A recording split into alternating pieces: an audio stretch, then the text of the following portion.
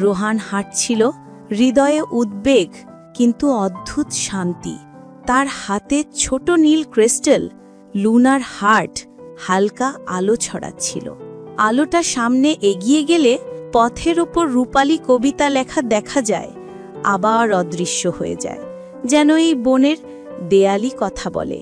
কিন্তু সেই শান্তি বেশিক্ষণ থাকল না। হঠাৎ গগ গগ গ মাটির নিচে বজ্রের গর্জন, তারপর আকাশের ওপর কালো মেঘ জমল। বনের বাতাস ঠান্ডা হয়ে গেল, যেন কেউ শ্বাস টেনে নিচ্ছে। দূরে বাতাসের গম্বুজ, যেন অর্ধচন্দ্রের মতো বাঁকা বায়ুর প্রাকার, এবং একটি দরজা, তিনটি খোদাই করা চিহ্ন: বায়ু, জল, চাঁদ। রোহান কাছে যেতেই দরজার উপর লেখা হলো, যে ঝড়কে ভয় পায় সে কখনো আকাশে উঠতে পারে না। বায়ুর পথ জয়ের নয়, বোঝার। রোহান দীর্ঘ নিঃশ্বাস নিল আর বলল, তলোয়ারে আগুন ধরিয়ে যুদ্ধ করলে লাভ নেই, এটা একটি নতুন ধাঁধা। দরজার ভেতর ঢুকতেই একটি বিশাল বৃত্তাকার কক্ষ। মেঝে নেই, চারপাশে কুয়াশা, তার মধ্যে ভাসমান শিলাখণ্ড। প্রতিটি পাথরের ওপর চন্দ্র রুন খোদাই করা। উপরের আকাশ? না, এটা আকাশ নয়, এটা ঝড়। বাতাস ঘূর্ণি পাখি আঘাত করছে। একটি পূর্ণচন্দ্রের কণ্ঠ বাতাস থেকে ভেসে এলো, বায়ুকে থামিও না, বায়ুকে ধারণ করো। রোহান প্রথম শিলাখণ্ডে লাফ দিল, হালকা কিন্তু কাঁপছে। তারপর দ্বিতীয়টায় তাকাতেই বায়ুর ঘূর্ণি তীব্র হয়ে গেল। তৃতীয়টায় পৌঁছাতে পারল না। ফুস! বাতাসের তলোয়ার তার দিকে সোজা ধেয়ে এল। সে তলোয়ার উঠিয়ে ঠেকাতে গেল। লুনার ব্লেডের আলো বাতাসে ভেঙে ছড়িয়ে গেল, কিন্তু তলোয়ারের ফলায় আগুন নিভে গেল। বাতাস তাকে আঘাত করবে, ঠিক তখনই লুনার হার্ট তার হাতে জ্বলে উঠল। ক্রিস্টালটি যেন হৃদয়ের সাথে স্পন্দিত। ভয় পেও না, শ্বাসের মতো বায়ুকে গ্রহণ করো। রোহান চোখ বন্ধ করল। সে তলোয়ার তুলে আঘাত করল না, বরং ফলাটি উল্টো ঘুরিয়ে তার দিকে আসা বাতাসকে বৃদ্ধাঙ্গুলের পাশে আলতো করে গড়িয়ে দিল, যেন কেউ নদীর জলকে কাঁধে রেখে বাঁশ দিয়ে বয়ে যেতে দেয়।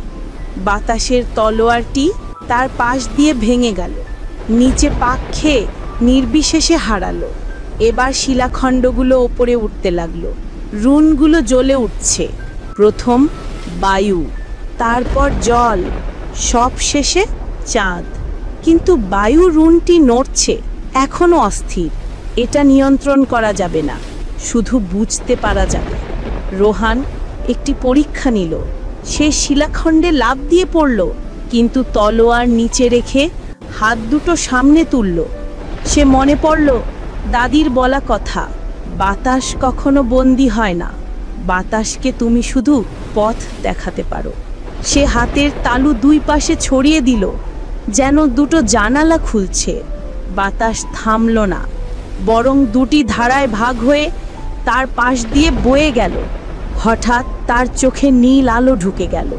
শোনা গেল চাঁদের সঙ্গীত।